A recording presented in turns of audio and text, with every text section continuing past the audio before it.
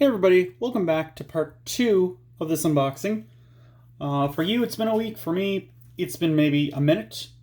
Before we get into it, last time I was talking about when I like it when cards have like connecting art or mirroring art or things like that.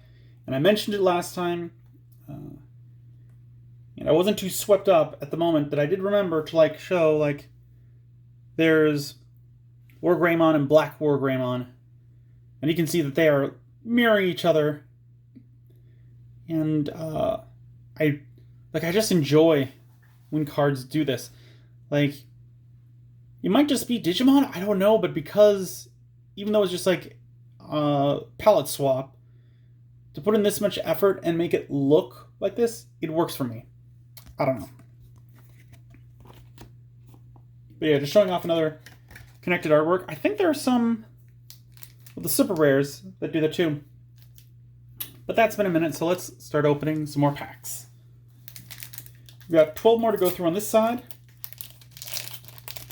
And then we've got the pre-release pack,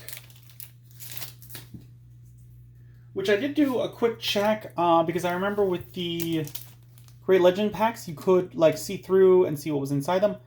I did a quick check with my my cell phone flashlight, and I couldn't see through the cards even when I askewed them slightly. I have Triceramon, I do this, and so I couldn't even see the names or anything with what's going on beneath. So next up we got Garbagemon, Kurasaimon, Colamon, Ultimate Flare, Agumon, Supreme Cannon, Superstarmon, Revive from the Darkness, Zanbamon, Terriermon Assistant as our rare, and Hexblaumon as our super rare. Very cool. We haven't seen this guy before.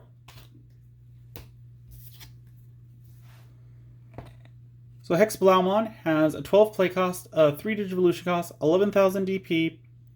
When attacking, try and get this close so that we can read it. When attacking, trash up to 2 Digivolution cards from the bottom of one of your opponent's Digimon. Then, if your opponent has a Digimon with no Digivolution cards in play, this Digimon gains jamming. And all turns, your opponent's Digimon with no Digivolution cards can't attack or block. Oh. Well, that can really mess with someone. This gives a reason to build around the playstyle of no Digivolution cards. Because this is a win condition card, as opposed to other ones which just help fuel the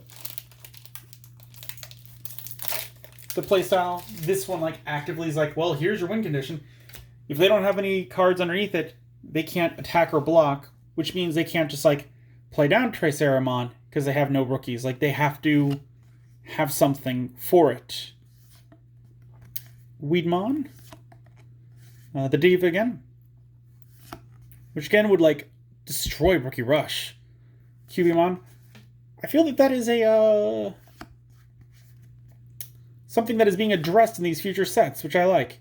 They have Digimon. I wonder if they're going to have the female one, which I thought was Gigimon, but that is Guilmon's pre-evolved form, so I might be saying that wrong.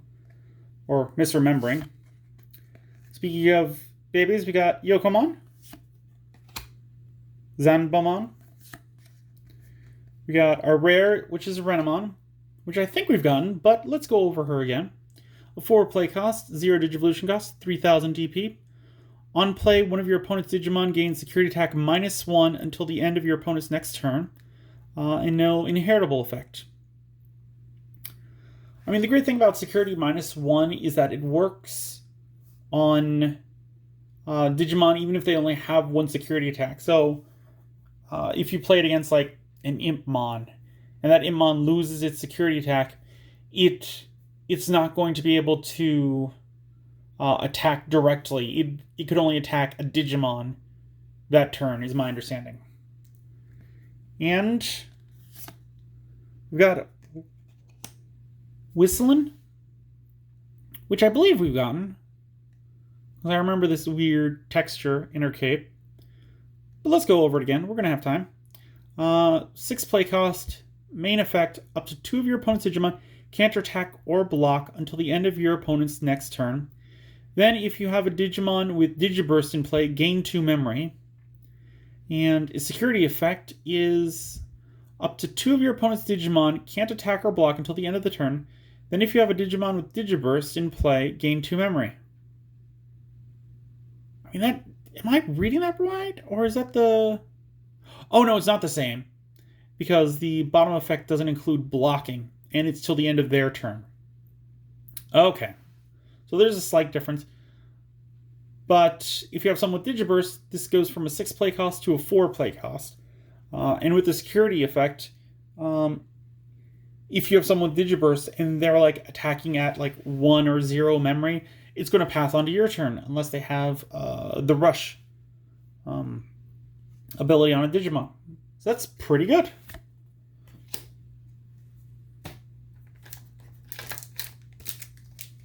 I also question when the Rush ability can activate, because you can attack during an opponent's turn. If they suspend all their Digimon, could you attack when one of them is suspended? Or is it like literally at the beginning of their turn? I played only a couple games, no organized play, so I'm unsure of that. I feel that would be game breaking, so I feel like it would have to be during the beginning of their turn, their upkeep or whatever you want to call it, that they'd be able to do that. It doesn't seem right to be able to attack during their main phase or in phase. Garbagemon, Spiral Masquerade, which we've gotten this one. Rosemon, Bluecomon, and another Argomon. Very cool. Which I'm glad to see them print another Argomon, because I think the last one, the last Mega Argomon, I believe, got limited to 1, if I'm remembering correctly.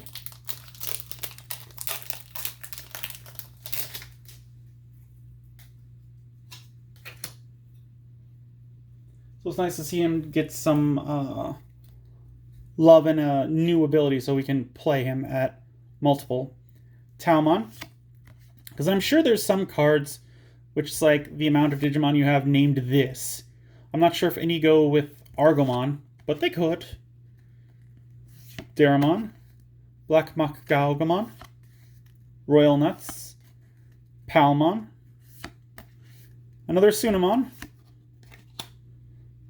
Inframon, Neptunemon, we got another Geoboromon, and Tactimon. We haven't had him yet. Let's look at him.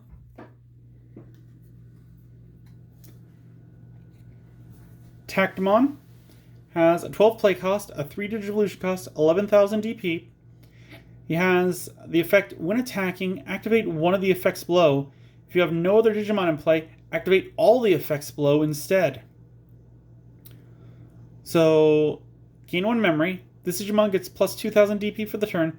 Delete up to 3 of your opponent's level 3 Digimon. So again, another anti-rookie rush. I'm really digging the art.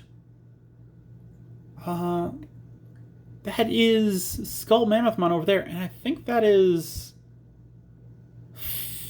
Pharaohmon? He's from the first Digimon Rumble game. He was horribly difficult. That's pretty cool. And then you got the, looks like you got a Gizamon up there. I don't remember the One Eye. Looks like you also got a Gigadramon right behind the 12. I'm really enjoying this artwork. Do I think I would play him in a deck? I don't think that I would have it to the point where he's the only one on the field. Because that seems like putting all your eggs in one basket, and easily like a Gaia Force could just take him out and just ruin it. And deleting your opponent's level 3 Digimon is only useful with rookie rushes. Again, it happens whenever he attacks, so that's good. If there was a sideboard in Digimon, I would definitely put him in the sideboard. Which, I don't know, I've always believed in a sideboard, but maybe that's because I grew up with Magic the Gathering, which had a sideboard, and Yu-Gi-Oh! That had a sideboard. Where you could swap out your cards in between duels of a match. But I'm coming to realize that maybe sideboards aren't a good thing. Blazing Storm of Metal is our... Nope, that's at the rare. Another Sora and Joe as our rare. And another Metal Greymon Alturas mode as our other rare. But so like I was saying, it's like I'm debating now whether or not sideboards are a good thing. Because you could build a deck and someone could have the decks in the side, or have the cards in the sideboard to counter that deck specifically, which kind of gives them the extra advantage, which gives more precedence to people who buy more cards. And looking back at Magic the Gathering and Yu-Gi-Oh!, I think most people would agree that the people who tend to win are the people who spend the most on the cards, those being called whales. Whereas if you can't have a sideboard, that means that you have to build to a playstyle and hope that someone else can't get it against you. We've got Megidramon, which I believe we've seen, but let's go over them.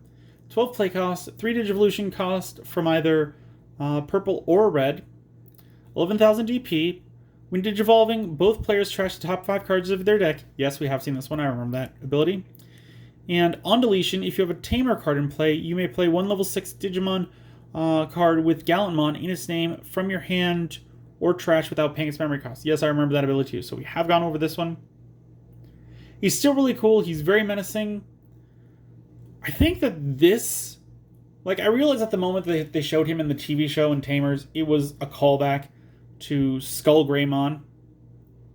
But I think this one was more impactful because it wasn't just a straight-up skeleton. Also, does he have someone in his hands there? That looks kind of like Omnimon. I don't know. Very hard to tell. And the other is a Shoutmon DX. We didn't get this one before, did we? I don't think we did. So he's got 13 play cost, 12,000 DP. He can Digivolve from a level 5 for 4 or level 6 for 2. And when Digivolving Blitz, this Digimon can attack when your opponent has 1 or more memory. Okay, so that means that would have to be when you Digivolve, he'd have Blitz. Because if you waited any further in the opponent's turn, he would lose that. And when Digivolving, you may place one red Digimon card from your hand at the top of this Digimon's Digivolution cards. Then for each Omni Shoutmon or Z Greymon in this Digimon's Digivolution cards, delete one of your opponent's Digimon with 5,000 or less DP. So that could take out some champions. I don't think anything higher than that. Maybe a really weak ultimate. I don't think there are any. But that's neat to get him, because now I've got the line with him, the Greymon, Omni Shoutmon. So very cool. Shoutmon DX.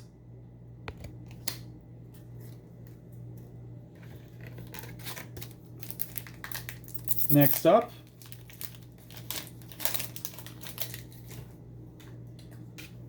but yeah, sideboards.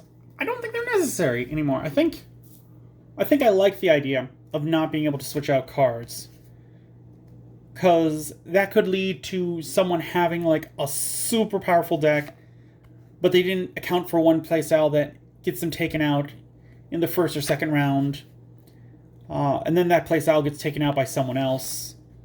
who might have been beaten by that first guy. I think it adds some randomness, and it makes it so that it's more up against matching different people than it is just building the most expensive deck you can. And there's the Greymon to go with the Omni Shoutmon that we got, or the Shoutmon DX. And we got another Nokia. And we got another Sayakumon. Or Sakuyamon. It's not the other one. We have 5 left to go through in this box. I don't know what else I would like to get out of this box. Like, again, I kind of kept myself in the dark on these cards because I've gotten out of being that collector that goes to the tournaments, that pays the amounts of money needed to win type of mentality. Like, I got into that with HeroClix, where I would just buy cases of HeroClix and then research what was the meta at the time and build that. And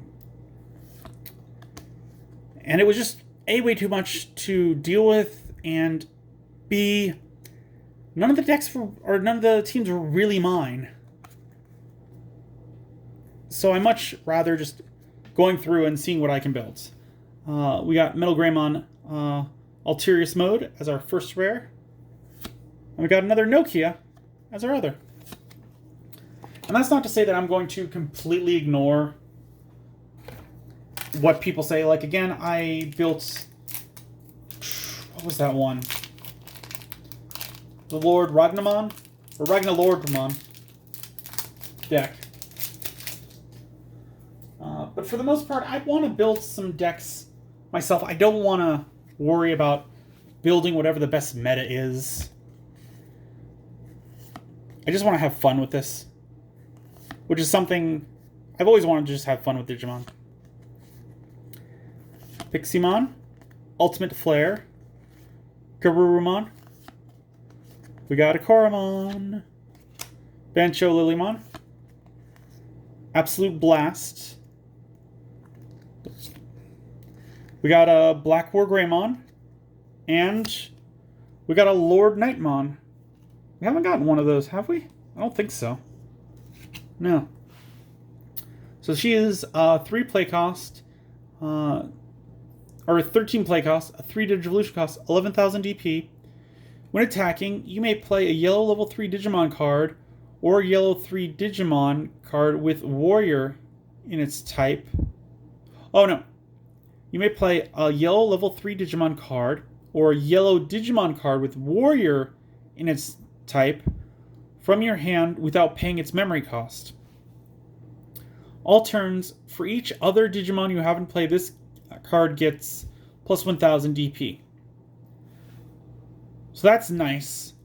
They changed her name from Crusadermon back to its original Lord Nightmon, and I believe that was because like they're trying to nip that problem in the bud that they did with Dextoru Greymon and Burning Greymon, where they changed the name over to America to make them more marketable. But it causes problems with cards, and they have to add that errata text there. Otherwise, people will be confused about it. So I believe they changed her name because maybe down the line, the creators are going to make cards that target Nightmons or something like that. But this is really cool because you can put someone with Warrior in his type from your hand without paying its memory cost. And I'm wondering if, like, this one's got Holy Warrior. I'm guessing that one doesn't count because it's Holy Warrior. Like how Nokia's card says an Omnimon. You couldn't play Omni Shoutmon because yes, it has Omni and yes, it has Mon in its name, but it's got Shout breaking that up in the middle.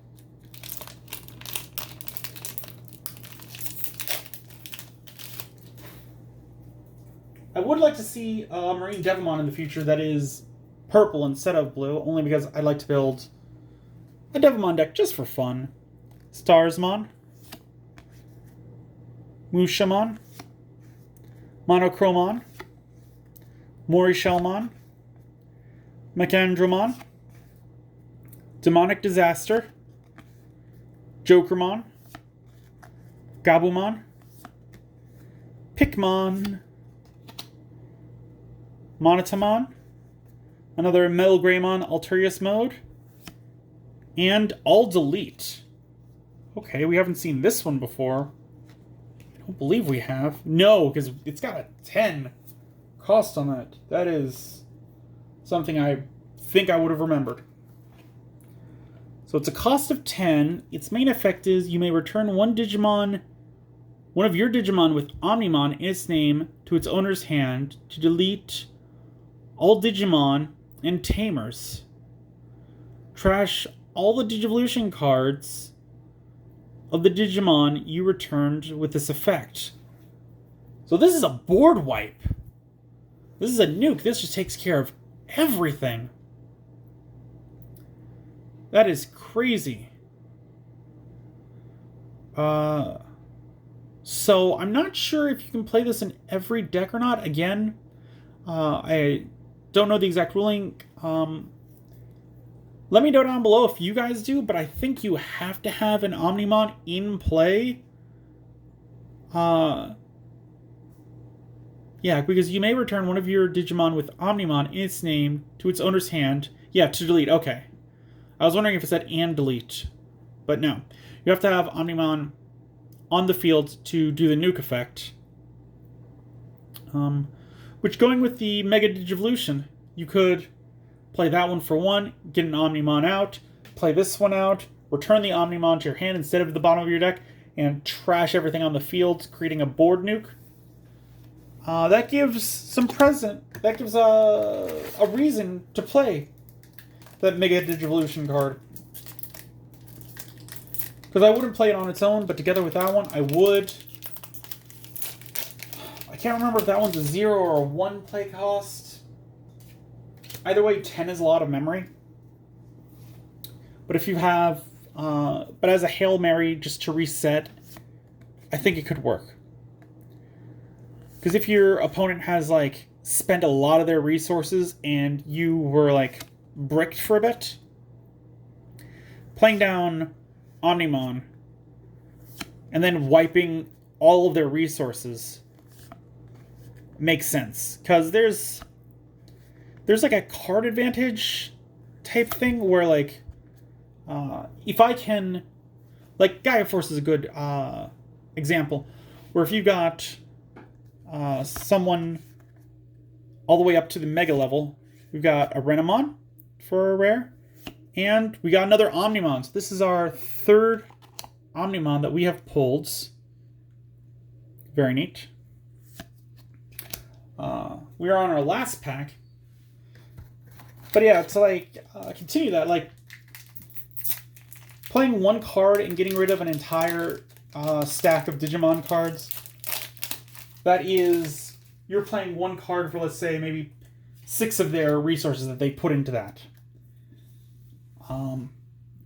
So if you can play one card and get rid of their, like, 10 to 12 resources of cards, that is a good trade-off, especially if you are in bind, where you have, like, maybe 1 or 2 Digimon out. Let's see, we got Meteor Shower, Kiwimon, Gigimon, another Sunamon, we got a Weislin, and we got another Atera.